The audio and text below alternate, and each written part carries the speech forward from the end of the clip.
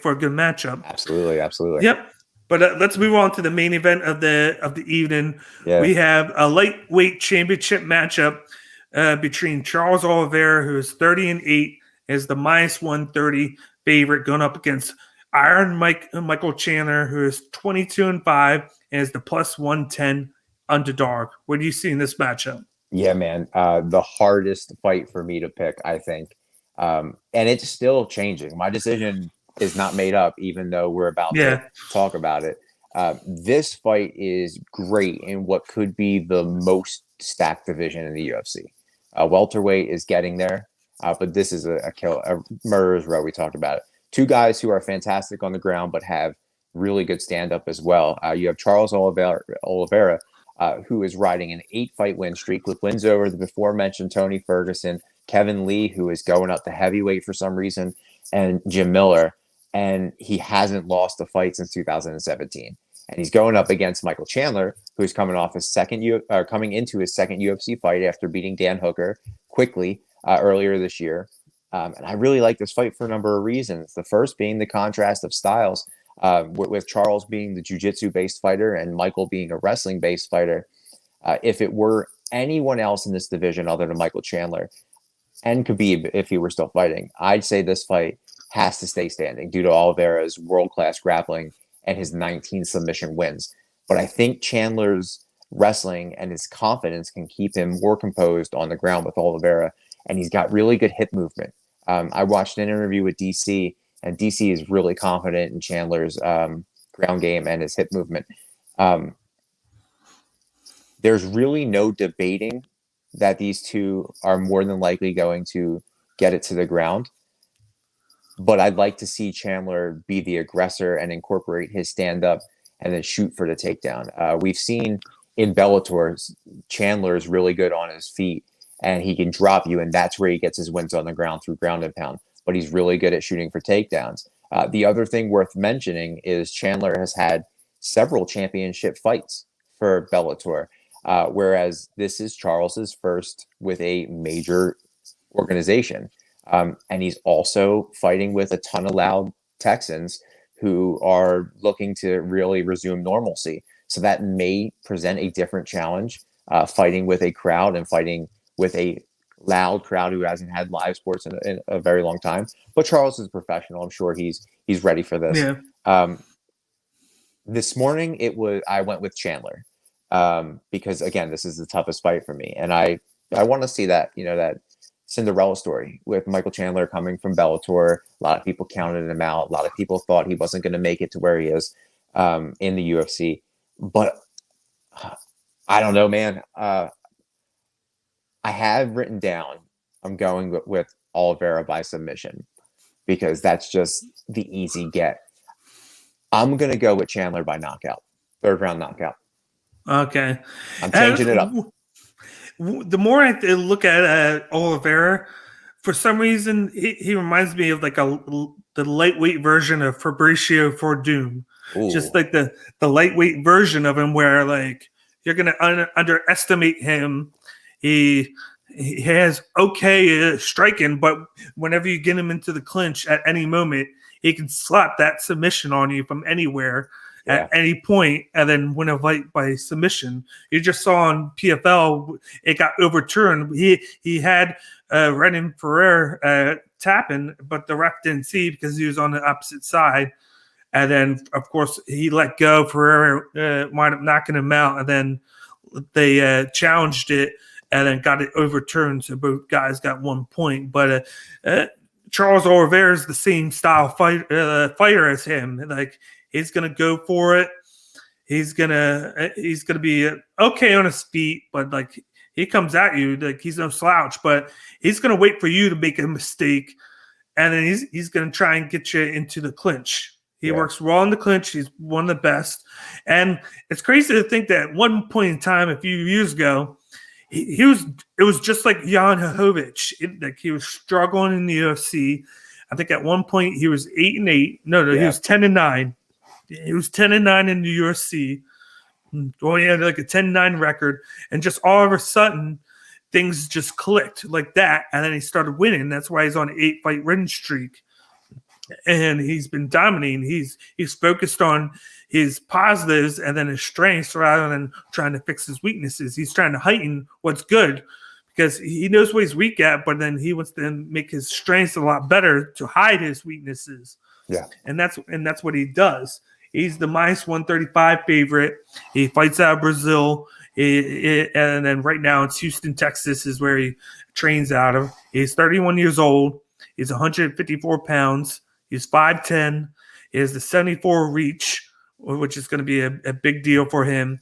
And he fights out of Shoot Box, Diego Lima, and then Gold Team Texas is his other affiliate. Yeah, his new gym. Then you got Michael Chandler, who of late he beat Brett Primus. He lost to Patricio Pitbull at Freire. That's been the guy that he had trouble with.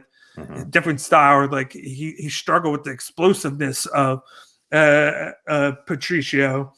He beat Sidney Outlaw. He beat Benson Henderson in his leave out match of Bellator, and then he beat Dan Hooker, where he just completely destroyed Dan Hooker, who had that right after Dan Hooker had that fight of the year style match with Dustin Poirier, where they just went after each other, beat each other up for all fight.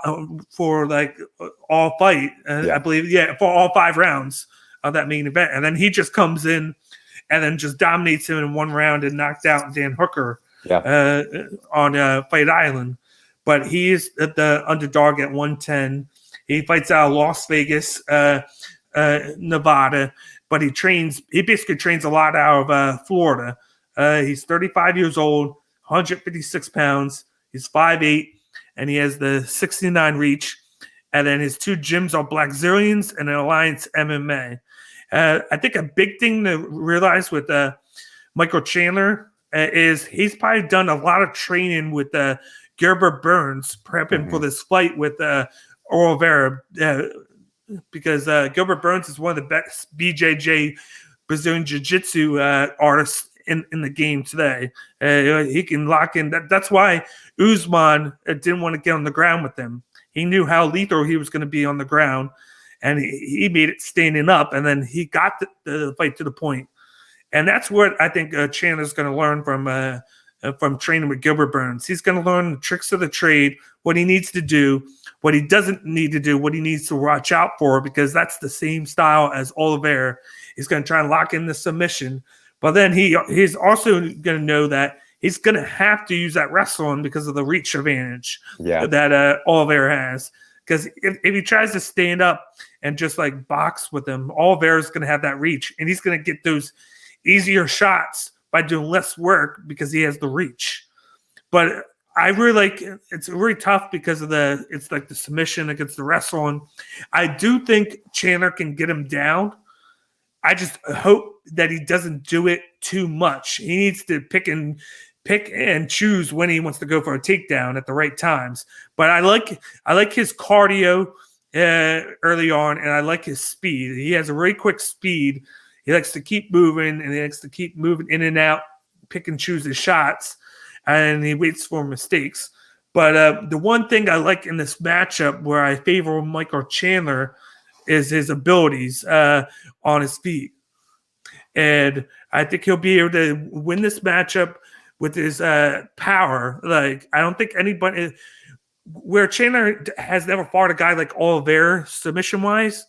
I don't think Oliveira has ever fought a guy with the power and the speed like Chandler has. Like, he's going to move around. He showed it. He didn't have to use his wrestling at all to beat Hooker. He just moved around a lot, caught him with a few shots, and then knocked him out. He pushed forward.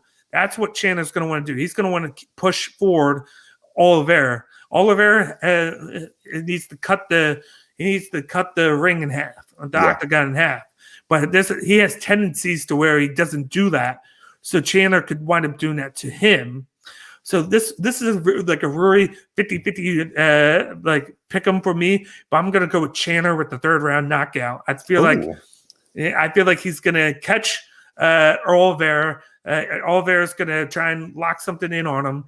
He's going to read it, and then he's going to knock him out. That was a problem early on in Oliveira's career. And a guy like I think Chandler can have him in this matchup.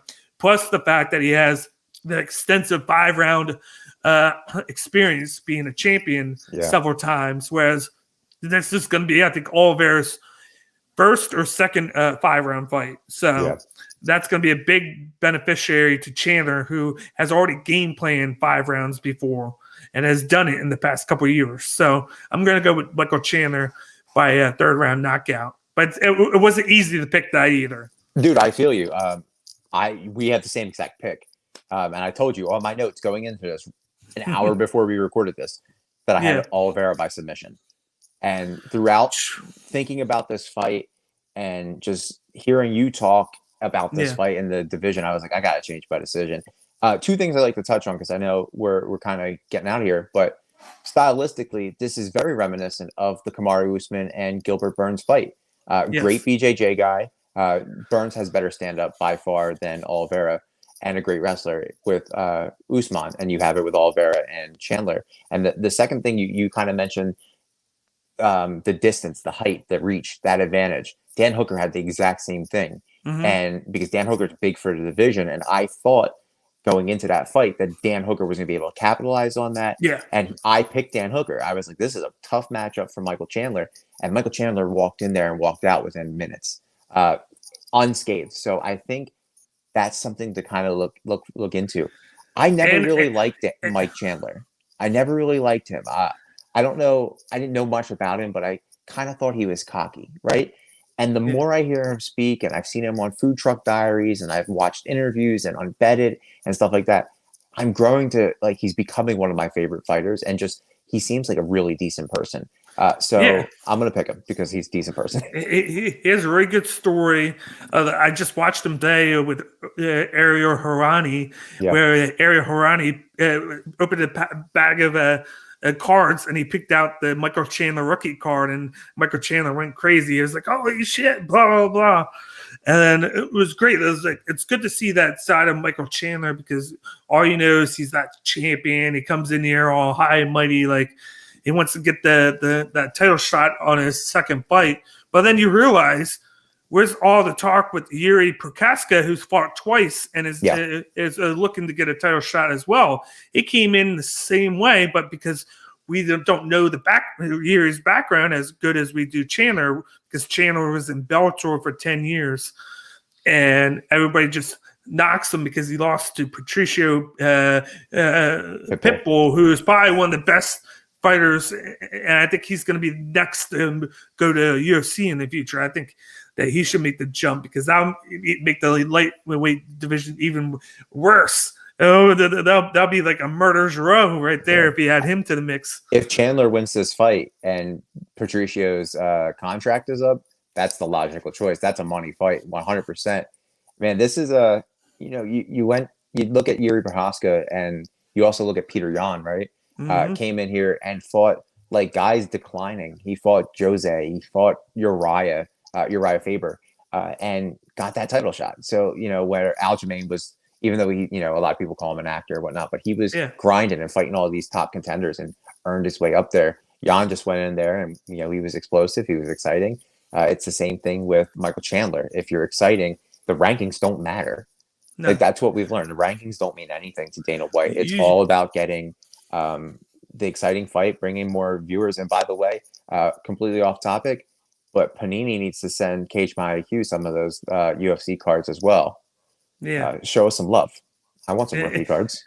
Exactly, but like for Chandler, it's like the one way to combat and against those Brazilian Jiu-Jitsu guys who are really good with the submissions is pressure them, and come at them full force, get them flustered, get them away from their game where they got to move back. If they're moving back, like he doesn't have to use the wrestling, but I would use it. But the way I would use the wrestling in this is I would get him down, see if I can get him in mount, and then ground and pound him. And then if anything else happens to where he can lock anything on him, I just disengage and get up and make it stand in again. Yeah, use it as a disguise. Yeah, and then I'd get up, and then I'd maybe do it again. There's guys that do that just for the fact that they try and get into their head, like, I'm going to take you down, but then I'll get back up. but then he can use any of that if he has any advantage. Only stay on the ground when he has the advantage. If Oliviera changes anything with that, where he can roll over, try and disengage as much as possible. Yeah. Don't allow anything to happen to you where you can get submitted, because that's what Usman did. And Chandler has trained with Usman before he went over to Denver. Yeah, he trained with him too. That's what he did with Gilbert Burns. And he just let him lay down, and then he stood up. He was like, "I'm disengaging with you," and then he would kick him, and then he would go in for a shot, and then he got Burns flustered. I think that Chandler could use that same tactic, and I think Gilbert Burns is probably helping him with that. Yeah. So that's why I'm leaning towards Chandler. Yeah, and you kind of go back to Patricio Pitbull a second, but yeah. I think it was Patricio. It might have been the other one. But when he fought Michael Venom Page, right? Yes. And Venom Page is on the ground. You disengage, you get up, and you wait for that big shot as your opponent's getting up, and you capitalize on that. And that's what Chandler can kind of capitalize on. But I'm glad we're both going with Chandler. Listen, either way, as a fight fan, I wouldn't be mad if either one of these guys fought. They're both exciting fighters, and I want to see them tested against Conor, Dustin, Justin, Tony, Beneil, all these guys. Exactly. And me too. But that